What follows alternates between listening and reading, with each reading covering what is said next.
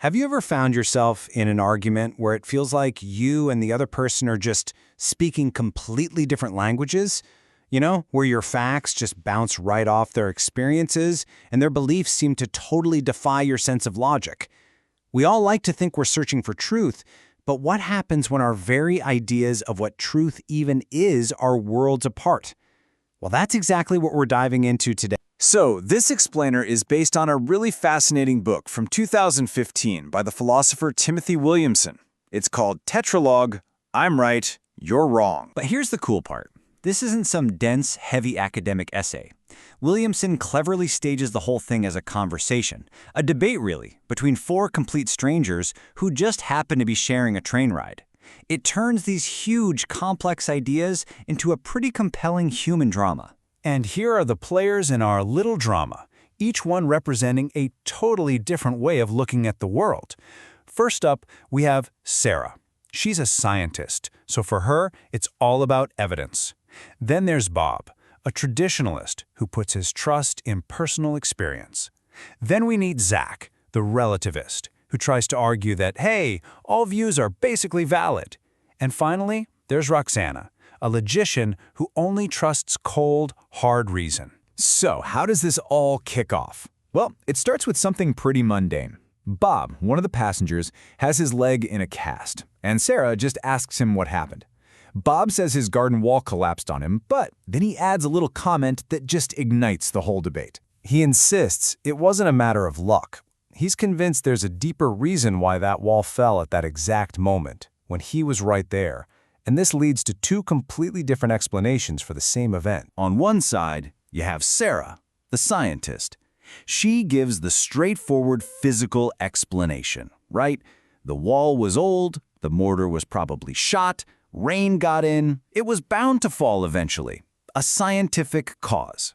But Bob's theory? It's something else.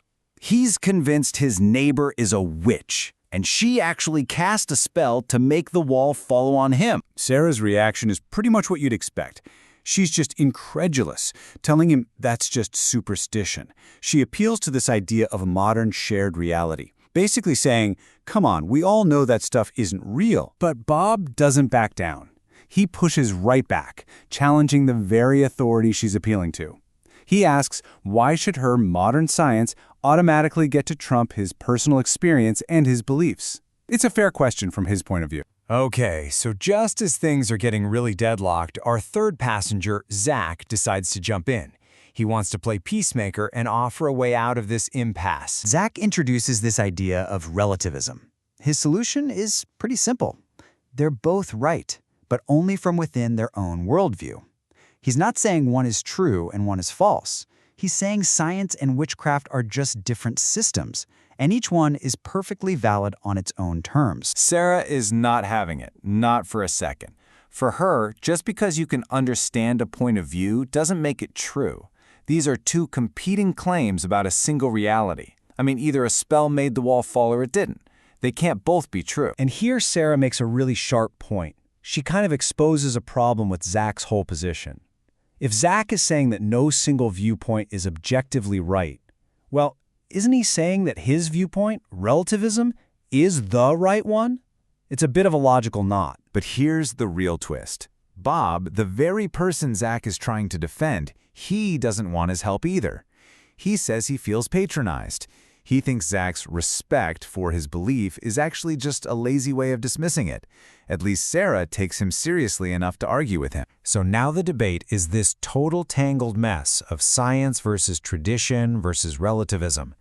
And just when you think it can't get any more complicated, our fourth character, Roxana, who has been silent this whole time, finally speaks up. And she doesn't pull any punches. She looks directly at Sarah, the scientist, and hits her with this zinger. With that one line, Roxana the logician is in the game, and she's here to enforce the rules of reason. Roxana immediately goes to work, taking apart Sarah's argument with pure logic. She points out that Sarah is happy to say witchcraft doesn't work, but she gets hesitant to say it is true that witchcraft doesn't work. For Roxana, that's a meaningless difference.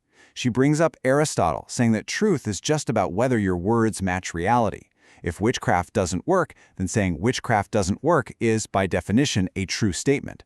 By trying to sound less dogmatic, Sarah is actually being logically inconsistent. And that jab forces the entire conversation down to its very foundation, the nature of truth itself. Is truth a real objective thing out there in the world, or is it something else entirely? Zach, trying to defend his relativist corner, decides to pull out the philosophical heavy artillery. He quotes Nietzsche, arguing that what we call truths are really just illusions, metaphors that are so old we've forgotten they were just metaphors to begin with. Roxana is just completely unimpressed. To her, that's not a deep thought, it's just muddy thinking. A clever-sounding phrase that falls apart under scrutiny. The battle lines are now very, very clearly drawn. So then, Zach makes a claim that you hear all the time, that you can't really call something true unless you are 100% certain about it. But for Roxana, the logician, this is a huge mistake. It's confusing two ideas that are actually very different. Her counter-argument is so simple and elegant. She says, okay, imagine all the coins on this train. The total number of them is either odd or it's even. That's a fact. One of those two statements has to be true.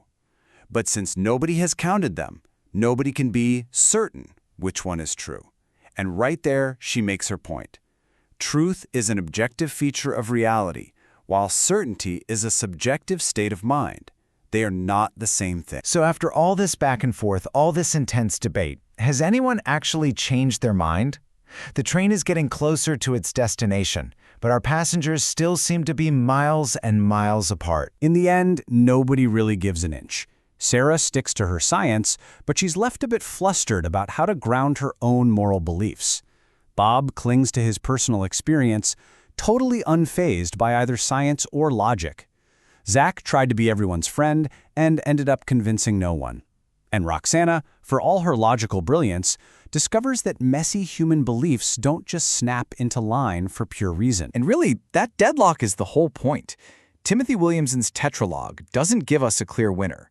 What it does is brilliantly illustrate this persistent, maybe even unavoidable clash between our different ways of knowing things, through science, through experience, through relativism, or through logic. And that leaves us with the big question to chew on. What's your take? Can all perspectives really be equally valid? Or do some ideas, some beliefs, deserve a lot more scrutiny than others?